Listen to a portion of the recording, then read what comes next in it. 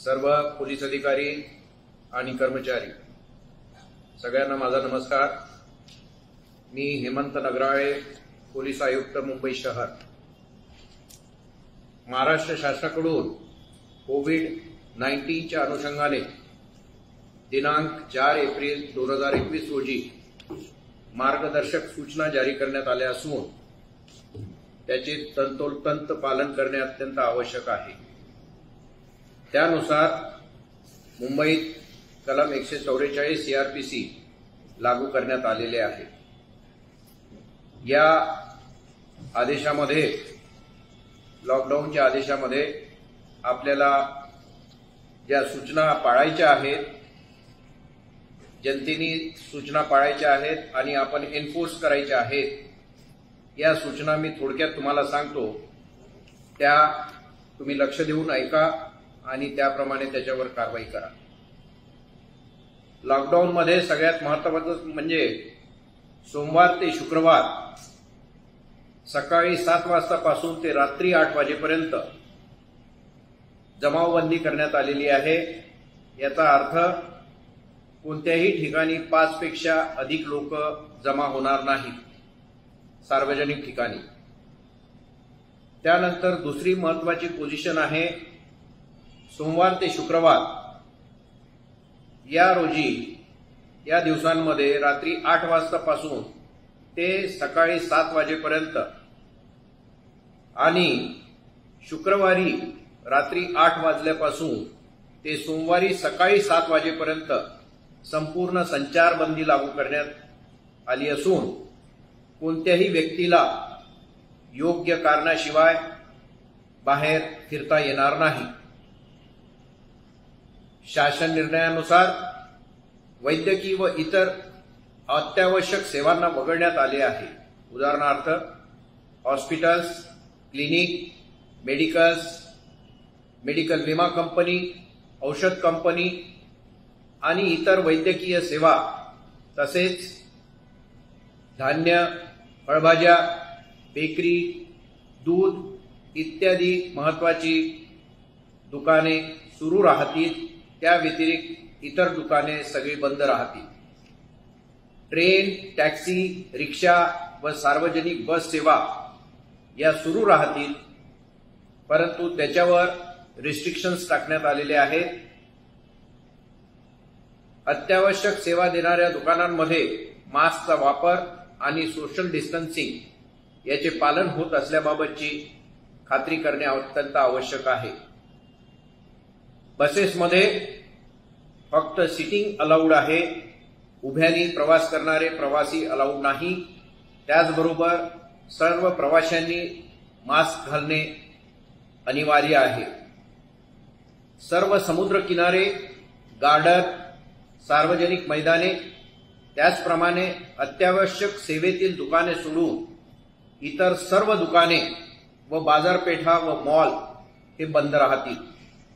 सिनेमागृहे, नाट्यगृहे, water sports complex, सर्व club, swimming पूल, सर्व gym हे बंद राहतील। सर्व हॉटेल, बार बंद राहतील। फक्त पार्सल सेवेसाठी सकाळी 7 वाजतापासून ते रात्री 8 वाजेपर्यंत फक्त पार्सल सेवा ही सुरू ठेवण्यात येईल। परंतु जी रोड साईडची इटरीज आहेत, म्हणजे रस्त्याच्या बाजूला असलेली टपरी ज्याच्यामध्ये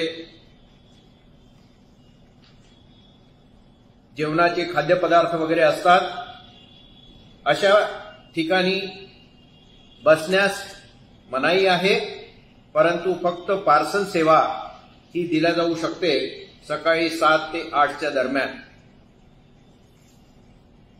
सर्व धार्मिक स्थळे ही बंद राहतील। स्पा, सलून, ब्युटी पार्लर, सर्व स्कूल, कॉलेजेस हे सगळे बंद राहतील। कोणतेही धार्मिक, सामाजिक, सांस्कृतिक किंवा राजकीय इत्यादी कार्यक्रमांना परवानगी राहणार नाही। वाहतूक सेवा सुरू राहील, परंतु त्यामध्ये काही रिस्ट्रिक्शन्स टाकण्यात आलेले आहेत। जसे रिक्षामध्ये फक्त 2 प्रवासी प्रवास करू शकतील। तसेच टॅक्सीमध्ये फक्त 50% प्रवासी प्रवास करतील। आरटीओच्या परवानगीप्रमाणे जेवढी कॅपॅसिटी असेल, म्हणजे साधारण येलो आणि ब्लॅक टॅक्सी याच्यामध्ये फक्त 4 प्रवासी अलाउड असतात नॉर्मल टाइममध्ये, तर त्याच्यामध्ये फक्त 2च प्रवासी अलाउड राहतील। या काही महत्त्वाच्या सूचना आहेत। याच्यामध्ये आपण पोलीस अधिकारी आणि कर्मचारी यांचा अत्यंत महत्त्वाचा सहभाग या लॉकडाऊनमध्ये राहणार आहे आणि याच्यासाठी हा लॉकडाऊन यशस्वी करण्यासाठी आपल्याला काही गोष्टींचं पालन करणं अत्यंत आवश्यक आहे। तर पुढे मी काही ज्या गोष्टी आपल्याला करायच्या आहेत त्या सांगणार आहेत आणि त्या करू नये या पण सांगणार आहे। याच्यामध्ये सगळ्यात महत्त्वाची कोविड-19च्या अनुषंगाने महाराष्ट्र शासनाने दिलेल्या सर्व नियमांचे पालन न केल्यास अशा व्यक्तीवर योग्य ती कारवाई करताना पोलिसांनी जनतेशी संयमाने व सौजन्यपूर्वक संवाद साधून योग्य प्रकारे परिस्थिती हाताळावी। दुसरी, सर्व अधिकारी व अंमलदार यांनी जवळच्या रुग्णालयात जाऊन वॅक्सिनेशन करून घेणे अत्यंत आवश्यक आहे। वरिष्ठ अधिकारी यांनी त्यांच्या अधिपत्याखालील अधिकारी व अंमलदार यांनी वॅक्सिनेशन करून घेतले की नाही याची खात्री करावी। तसेच अधिकारी व अंमलदार यांनी आपले कर्तव्य बजावत असताना देखील स्वतःची काळजी घ्यावी। ज्या अधिकारी व अंमलदार यांना कोविड-19चा संसर्ग झालेला आहे त्यांची वैयक्तिकरित्या चौकशी करून त्यांना योग्य ते वैद्यकीय उपचार मिळतील आणि त्यांना इतर कोणतीही मदत लागल्यास त्या संबंधित सिनियर पीआयनी ती उपलब्ध करून द्यावी। आपण हा लॉकडाऊन एन्फोर्स करत असताना बंदोबस्ताच्या वेळेस वाहनांची कागदपत्रे तपासू नये किंवा कोणत्याही कागदपत्रांना शक्यतोवर स्पर्श करू नये व आवश्यक असल्यास अशी काही शंका आली आणि तुम्हाला कागदपत्रे तपासणे आवश्यक आहे असे जर वाटत असेल तर ग्लोव्हचा वापर करून आणि तात्काळ सॅनिटायझरने हात धुवून तुम्ही स्वतःला सॅनिटाईज करून घेणं आवश्यक आहे। कारण होऊ शकतं त्या कागदपत्रांमधून तुमच्यापर्यंत हे संक्रमण होऊ शकतं। विना मास्क कारवाई किंवा इतर कोविड नियमांची उल्लंघनाची कारवाई करताना वाद न घालता सौजन्याने वागावे। बंदोबस्ताचे कर्तव्य करीत असताना कायदा स्वतःच्या हातात घेऊ नये।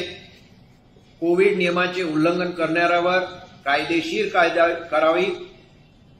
बऱ्याच वेळेस आपल्याकडे व्हिडिओ येतात, त्याच्यामध्ये कुणाला सूर्यनमस्कार करायला सांगतात, कुणाला उर्वशा करायला सांगतात, कुणाला माकड उड्या करायला सांगतात।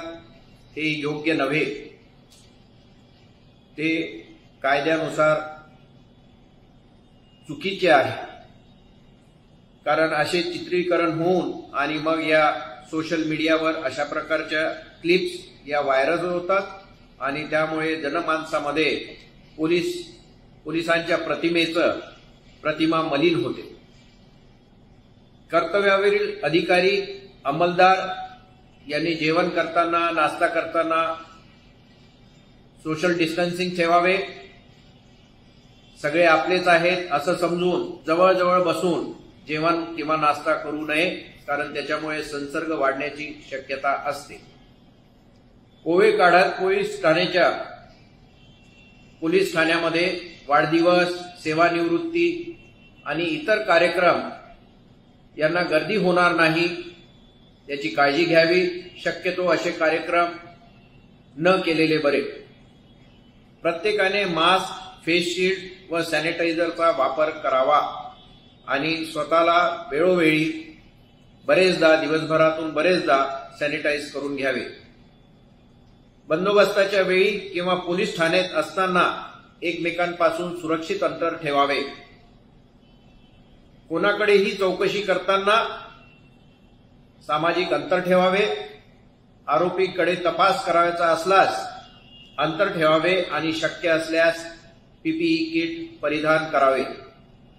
रुग्णालयात किंवा कोविड सेंटर येथे बंदोबस्ताकरता असलेल्या अंमलदारांनी किंवा तपासाकरिता जाणाऱ्या अंमलदारांनी पीपीई किटचा वापर करावा. कोविडच्या संदर्भात कोणतीही चुकीची माहिती प्रसारित होणार नाही याची काळजी घ्यावी. गर्दी असल्यास कोविड संदर्भातील सूचनाकरता मेगाफोनचा वापर करावा. सर्व पोलीस स्टेशननी आपल्या पोलीस स्टेशनला कमीत कमी 5 मेगाफोन असतील अशी व्यवस्था करावी, कारण येणाऱ्या काळामध्ये तुम्हाला मेगाफोनची अत्यंत आवश्यकता पडणार आहे. त्याचप्रमाणे तुमच्या गाड्यांवर, मोबाईल्सवर सुद्धा तुम्ही मेगाफोन लावून घेणे आवश्यक आहे. बंदोबस्ताच्या वेळेस रस्त्यावर बॅरिकेडचा वापर करावा. बंदोबस्ताकरता वापरण्यात येणारे साहित्य जसे तुमची लाठी, शील्ड, हेल्मेट यांना वेळोवेळी सॅनिटाईज करून घ्यावे, कमीत कमी दिवसातून एकदा किंवा 2दा. आणि सगळ्यात महत्वाचं, तुम्ही ज्या ठिकाणी राहताय, तुमचं राहायचं घर आणि ज्या ठिकाणी तुम्ही ड्युटी करताय ते पोलीस स्टेशन किंवा ते ड्युटीचं ठिकाण हे स्वच्छ ठेवावे, जेणेकरून तिथूनच संसर्ग होणार नाही यासाठी आपण काळजी करणं अत्यंत आवश्यक आहे. आज रात्रीपासून आपला हा बंदोबस्त सुरू होणार आहे आणि या बंदोबस्तामध्ये आपले अधिकारी, कर्मचारी, कारण हा बंदोबस्त काही एका दिवसाचा नाही, 2 दिवसाचा नाही. आता सध्या जो लॉकडाऊनचा ऑर्डर आहे हा 30 एप्रिल पर्यंतचा ऑर्डर आहे. आता तो त्याच्यानंतर अजून पुढे कधी जाईल आपल्याला नक्की माहिती नाही, कारण कोरोनाचं संक्रमण येणाऱ्या दिवसामुळे हा लॉकडाऊन सुरू केल्यानंतर केसेस कशा वाढ होतात किंवा त्याच्यात कमी होतात हे बघितल्यानंतरच शासनाकडून पुढचे निर्णय घेण्यात येतील. त्याच्यामुळे आपल्याला बंदोबस्त प्लॅनिंग करताना आपल्याला जास्त कालावधीचा बंदोबस्त हा प्लॅन करायचा आहे. एकीकडे सगळे अधिकारी, कर्मचारी एकाच वेळेस लावून टाकले, दुसऱ्या दिवशी लावायला आपल्याकडे काही नाही किंवा तिसऱ्या दिवशी लावायला आपल्याला काही नाही, अशी परिस्थिती होता कामा नये. प्लॅनिंग व्यवस्थित करून आपल्या अधिकाऱ्यांना रेस्ट मिळाली पाहिजे, कर्मचाऱ्यांना रेस्ट मिळाली पाहिजे. त्याचबरोबर काही कर्मचारी ड्युटीसाठी सुद्धा हजर राहायला पाहिजेत. या सगळ्या गोष्टी एक सिनियर पीआय, एक एसीपी आणि एक डीसीपी या नात्याने तुम्ही बघणे अत्यंत आवश्यक आहे. जे अधिकारी, कर्मचारी ड्युटीवर असतात, ज्यांना कधी जेवणाची किंवा नाश्त्याची गरज पूर्ण होऊ शकत नाही, यांच्यासाठी सुद्धा आपण व्यवस्था करणे अत्यंत आवश्यक आहे. जिथे आवश्यक असेल तिथे आपण वेलफेअर फंडचा वापर करू आपण ही व्यवस्था करू शकतो. बऱ्याच ठिकाणी आपले गुरुद्वारे आहेत, गुरुद्वारामध्ये लंगर असतं. आपण जर त्यांना विनंती केली तर ते सुद्धा आपल्याला मदतीसाठी नेहमीच हात देत असतात. हा जो बंदोबस्त आहे बऱ्याच कालावधीचा आहे आणि याच्यामध्ये मुख्य त्रास जो आहे, मुख्य अडचण जी आहे की यामध्ये आपले अधिकारी आणि कर्मचारी हे सुद्धा कोरोनाग्रस्त होऊ शकतात.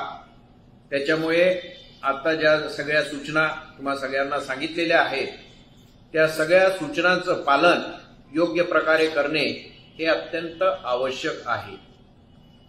यातून आपल्याला स्वतःला वाचवायचं आहे, त्याचबरोबर आपल्याला दुसऱ्यांना वाचवायचं आहे आणि तेही चांगल्या पद्धतीने. आपण बंदोबस्त करत असताना आपल्या बोलण्यामुळे किंवा आपल्या कोणत्या कृतीमुळे त्याचे पर्यवसन दुसऱ्या कोणत्या तरी गंभीर घटनेमध्ये होऊ नये याची आपण प्रकर्षाने काळजी घेणं अत्यंत आवश्यक आहे. नाहीतर बंदोबस्त राहिला एकीकडे आणि आपलं दुसरं अजून वेगळंच काहीतरी सुरू होईल. त्याचप्रमाणे कुणालाही त्रास देऊ नका, कुणाला टोचून बोलू नका किंवा कुणाची खिल्ली उडवू नका. असे कोणतेही प्रकार तुमच्याकडून होणार नाही हे आवर्जून बघणे अत्यंत आवश्यक आहे. या संपूर्ण बंदोबस्ताच्या वेळेस ज्या इसेन्शियल सर्व्हिसेस आहेत, जसे भाजीपाला, धान्य, ब्रेड, दूध, या सगळ्या इसेन्शियल सर्व्हिसेस ने-आण करण्यासाठी आपण पासेस अगोदर दिलेले आहेत. ज्यांच्याकडे जुने पासेस आहेत ते जुने पासेस अजून व्हॅलिड आहेत असं समजण्यात येईल. तुम्ही सर्व सिनियर पीए आणि सगळ्यांना कर्मचाऱ्यांना सांगा निक्षुणपणे की जुने पासेस ज्यांच्याकडे आहेत ते जुने पासेस व्हॅलिड राहतील, त्यांना वापरता येतील. आणि त्याचबरोबर नवीन जे पासेस आहेत ते स्पेशल ब्रँचकडून आपल्याला सप्लाय करण्यात येतील.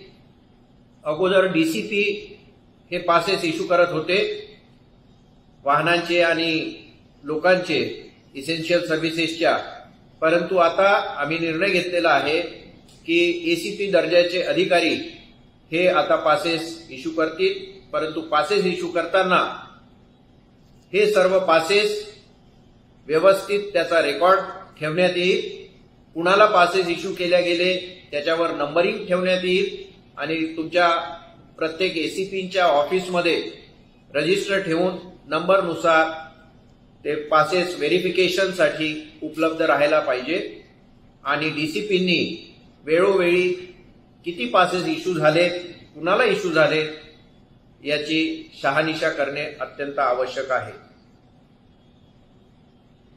पुढे येणारे दिवस हे महत्वाचे दिवस आहेत. तुम्हाला ही ऍडिशनल ड्युटी आहे याचं मला भान आहे, परंतु ही एक जबाबदारी आहे शासनाने आपल्यावर सोपवलेली आहे. ही जबाबदारी आपल्याला चांगल्या प्रकारे पार पाडायची आहे आणि ही जबाबदारी आपल्याला शासनाने दिलेली आहे ती आपण पूर्ण करून दाखवायची आहे.